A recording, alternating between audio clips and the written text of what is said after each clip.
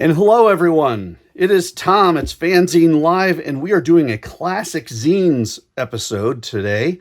This is an interesting one. First off, we're doing 5 zines. We are doing Out of the Blue. Candid Cartoons presents Out of the Blue. This is issue 2, issue 3, issue 4. Then we jump to issue 13. Yes, the cover stock is yellow because I am out of the blue. And then lastly, issue 15. These were published by Larned Justin. And I'm going to share with you his note that he sent me about this. It says, "Hey, Tom, I thought I would send you these zines for your FANzine Live Classic Zines." Thank you, Larned. Here is the story. The White Buffalo Gazette was started by Max Traffic, now Buzzy Zick, in 94. Around 96, he turned it over to Ed Bowman, who turned it over to Jeff Zenick in 98. I wonder if that's Ted Bowman, or maybe Ed Bowman is a totally different person. I took it over from Jeff in 2001 when he could no longer do it. I published it until May of 2002 when Buzz unexpectedly took it back. The request kind of came out of the blue. So we're talking about the White Buffalo Gazette. I had a number of regular contributors and I still wanted to publish something, so Out of the Blue was born. I've enclosed 5 copies so you can see the progression of the zine. I did 15 monthly issues. Unfortunately, I have no copies of the White Buffalo Gazette. I have no idea what happened to them. That's sad. Anyway, I hope you can use these. Yes, Larned, we can. Here at FANzine Live, we find ways to say yes. I'm going to take a look at issue 2 in a little bit of depth, and then we will skim through the other 4 issues just to get a sense of progression, like Larned said. This is a neat zine in the sense that it is one of the more old school anthologies combining prose, cartooning, spot illustrations. He's got some reviews. It's kind of a jack of all trades type of anthology zine.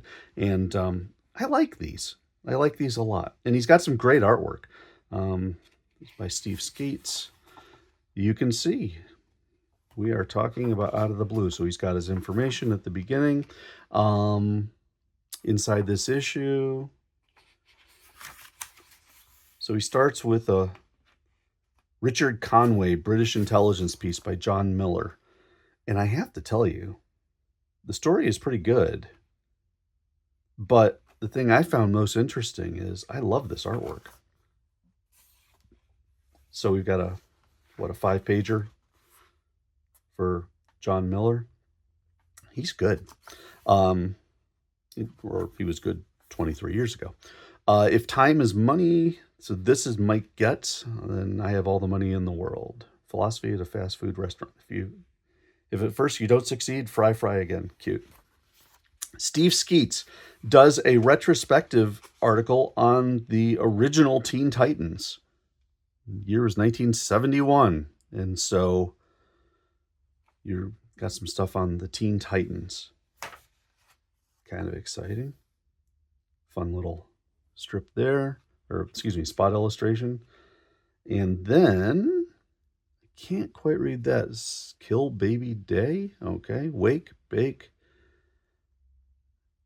Put on eye patch. Practice something. Eat, see, shrink. Escape Gorilla. Use CD shopping. Paranoia fit. Videos. Simpsons. Hey, I forgot to go to my job. Oh, well, tomorrow's another day. Cute. Primal Ernie by Ernie Bedlam Stories. Craig Champlin did this one. Kind of fun.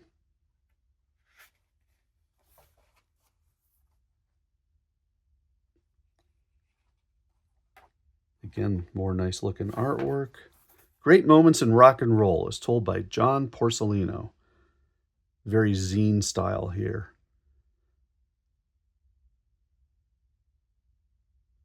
Let's read this one. The Fall Jam was an annual student dance and rock concert at Hoffman Estates High School in Illinois.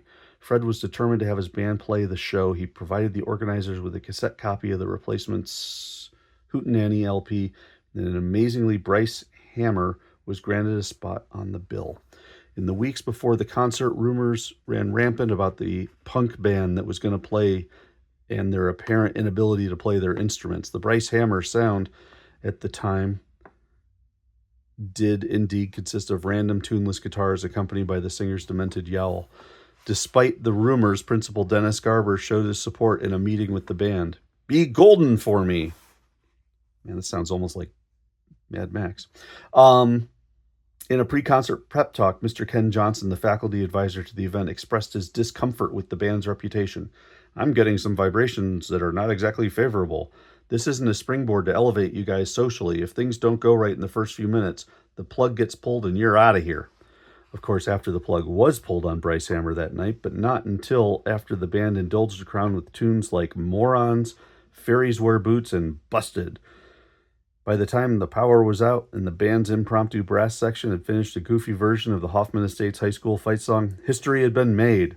We're not leaving till you throw money. $1.96 was collected. This one performance solidified a scene that would soon emerge, inspiring several kids in the audience start their own bands and start playing concerts in basements and backyards, recording stupid tapes, and generally having fun. I know there's nothing earth-shattering about this. There's bands and scenes like this one in 1,000 places across the country, but this was our scene. And then, of course, he asked for, what's your scene? Then we go into the zine spotlight. And this was, do we have a date on this? I think I saw some artwork. This was 1991. He said he took it over in 2001. Got a 9/11 thing on the back. So we're talking about 2001. Dead End, Too Negative, The Atomic Blue Ribbon Flyer. I like that cover. A View. Hey, Matt Levin's Walking Man Comics Specials.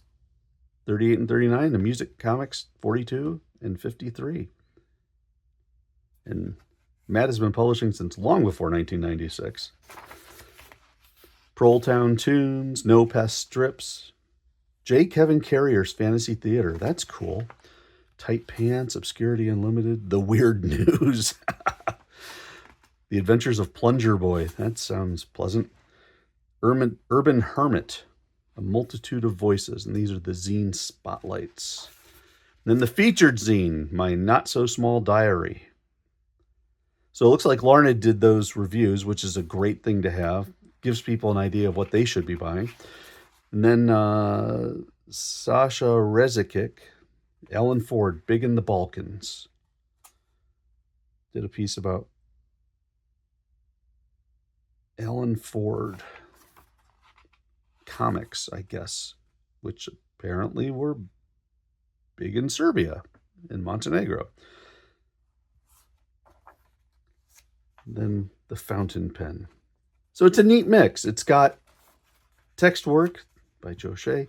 It's got text work. It's got reviews. It's got comics.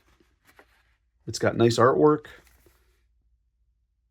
Looks like, and I didn't know this at the time, there was the 9/11 Emergency Relief Benefit book with some really strong artists. I was not into the comics world when 9/11 happened. So this is interesting to me as well. So anyway, yeah, out of the blue. So that's issue number 2. We're just going to speed through the other issues. Looks like a very similar, nice artwork. Ooh, I really like that. A little more text, a little prose. Joseph Shea is back. Love the variation in artwork. Great Moments in Rock and Roll is back. More reviews. The featured zine is Xerox Debt. Cutie and Fine. Very nice. Very nice. Oh, and Dale Martin. No. Yeah, Dale Martin's in this one. Cool.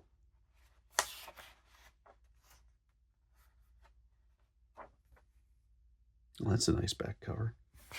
Who did that?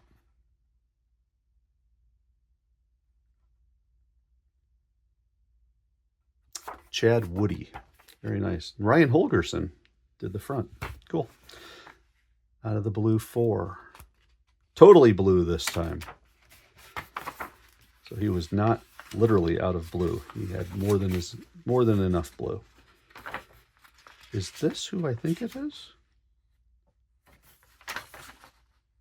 Wacky Market by Brian Canini. Huh.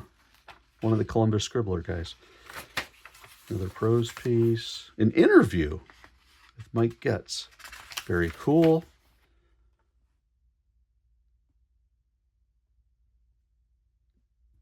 Very neat fan letter.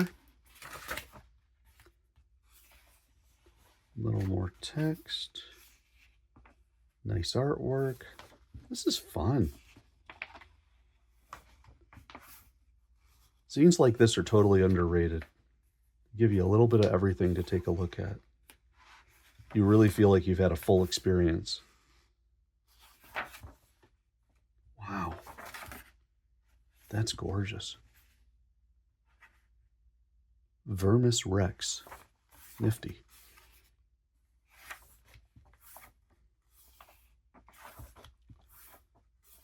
Boy, we got a lot of reviews in here.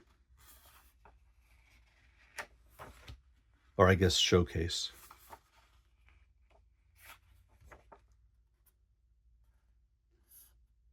I wanted a girlfriend, but not this bad. Cute.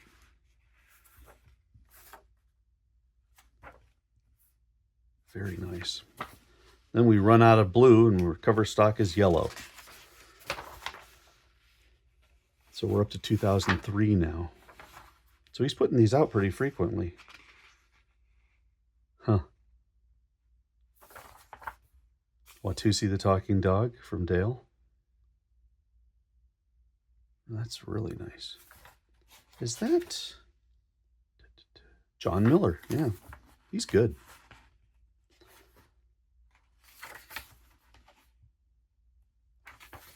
A quickie by Joseph Shea.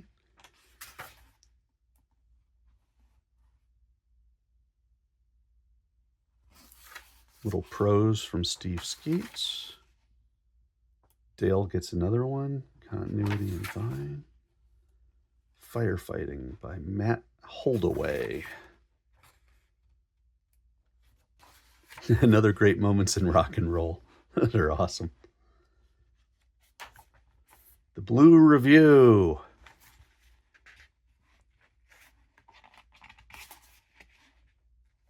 This is really impressive.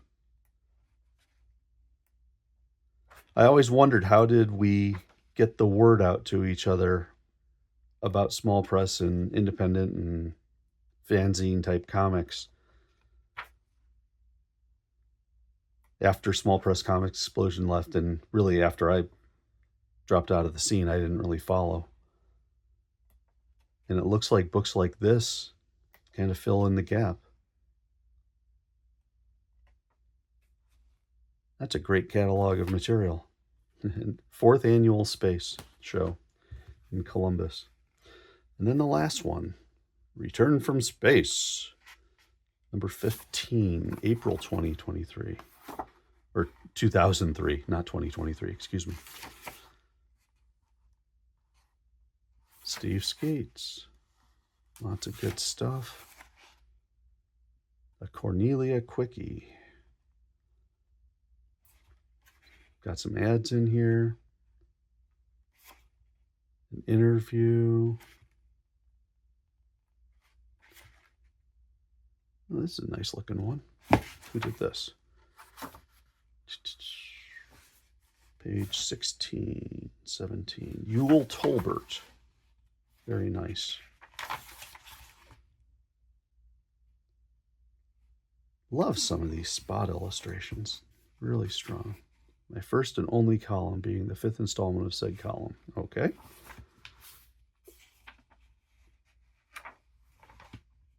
More great moments in rock and roll.